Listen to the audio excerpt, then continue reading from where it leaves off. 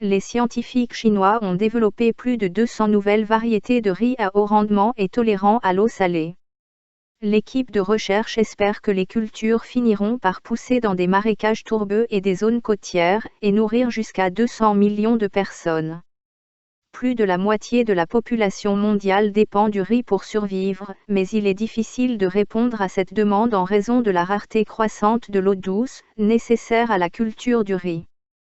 Pour contourner le problème, un scientifique chinois de 87 ans, Yuan Longping, développe une nouvelle variété de riz à haut rendement qui pousse en eau salée.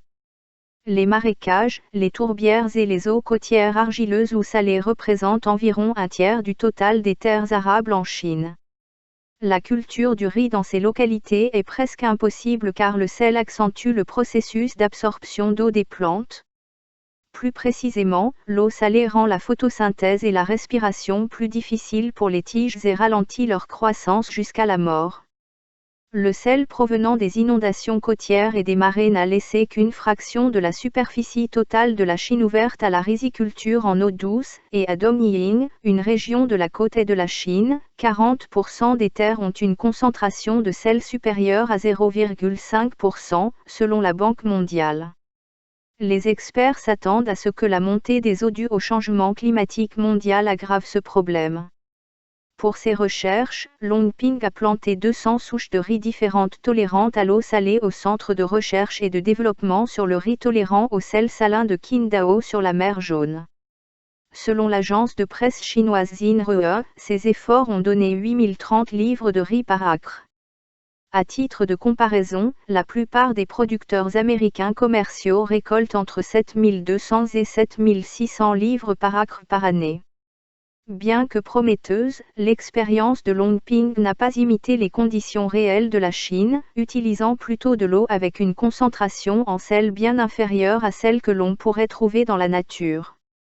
C'est encore peut-être 10% du niveau de sel dans l'eau de mer, a déclaré Ran Wang, directeur général adjoint de l'agriculture de l'Organisation des Nations Unies pour l'alimentation et l'agriculture, ONU-FAO, à Business Insider. Donc le riz, résistant au sel, a un long chemin à parcourir avant de pouvoir aider les agriculteurs ordinaires. Il faudrait sans doute 15 ou 20 ans de sélection génétique pour obtenir un riz pouvant pousser directement dans de l'eau de mer et donc sans recourir aux manipulation génétique.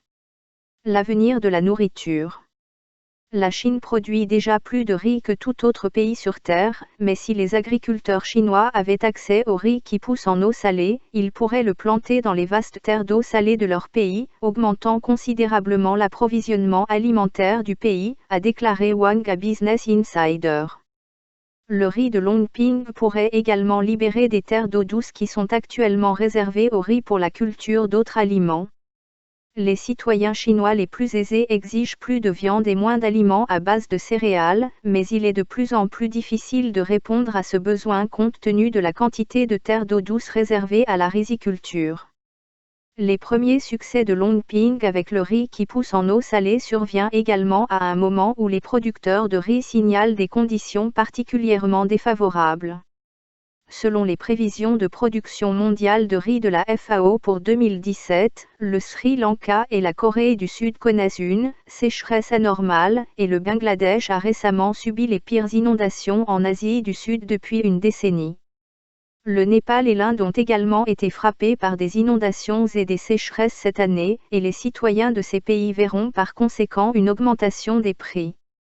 Avec des plateformes de glace de la taille du Delaware qui se détachent de plus en plus fréquemment de l'Antarctique, l'approche de Longping en matière d'innovation agricole pourrait déterminer comment les générations futures feront face à la pénurie alimentaire qui pourrait suivre la perte de terres d'eau douce en raison des inondations d'eau salée. En France, sur près de 2000 hectares, plus aucune pousse n'affleure des rizières de Camargue. L'eau habituellement salvatrice du Rhône, qui depuis 2 mois s'est chargée de sel, a brûlé les jeunes plantes de riz. La sécheresse et les faibles neiges de cet hiver ont fortement réduit le débit du fleuve, provoquant une remontée des eaux salées de la Méditerranée dans le delta où sont cultivés les 20 000 hectares de rizières françaises. La France est un petit producteur comparé aux géants asiatiques, mais ses 80 000 tonnes produites chaque année représentent 20% de la consommation des Français. près de 10% de cette production, soit 2000 hectares, ont été détruits sur la zone la plus exposée de l'embouchure. Un peu plus loin à l'intérieur des terres, 3000 hectares supplémentaires sont menacés par ce phénomène inédit qui prend les riziculteurs au dépourvu. Les plantes sont disparues, il n'y a plus rien d'autre qu'un trou dans la terre, explique François Calais, membre du syndicat des riziculteurs de France et producteur dans la zone touchée. Normalement à cette époque les pousses font entre 5 et 6 cm. Ici, le sel les a complètement fait fondre, comme des mauvaises herbes. Un quart de la production menacée? La pluie des dernières semaines a permis au fleuve de souffler un peu mais rien n'indique une amélioration sur le long terme. La levée, au mois de mai, et la floraison, au mois d'août, sont les deux étapes cruciales pour les producteurs. Si nous vivons à nouveau cette situation en août, les plantes qui ont survécu vont devenir grisâtres et à l'intérieur des épis, les grains seront stériles, prédit François Calais. Si l'eau du Rhône, douce en temps normal, atteint à nouveau des records de salinité en août, ce sont donc 25% de la production qui pourrait être détruite.